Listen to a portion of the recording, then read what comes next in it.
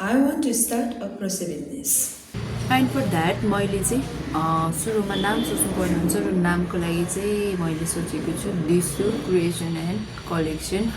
यसको लागि चाहिँ मैले यहाँनिर जेमिनाईबाट लोगो पनि बनाइसकेको छु र लोगो मैले प्रत्येक प्लेटफर्ममा फेसबुक पेजमा इन्स्टामा टिकटकमा अनि युट्युबमा चाहिँ मैले सेम लोगो चाहिँ अपलोड गरिसकेको छु।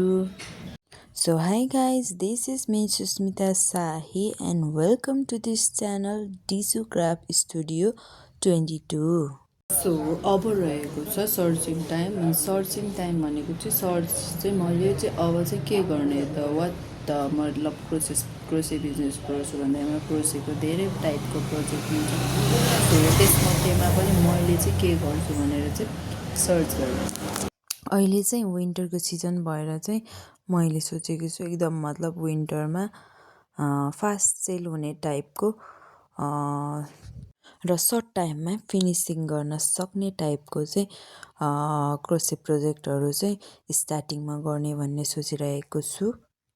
टु स्टार्ट दिस सबैभन्दा पहिला चाहिँ मलाई चाहिँ र मेटेरियल मतलब धागो अनि त्यसपछि कुरुसको चाहिँ जरुरत पर्छ। म अलरेडी नै कुरुसको काम गर्ने भएकोले आई अलरेडी ह्याभ दिज र मेटेरियल्स एन्ड नाउ अब चाहिँ म नयाँ नयाँ प्रोजेक्टहरू स्टार्ट गर्छु। So this is the day 1 of starting a crochet business.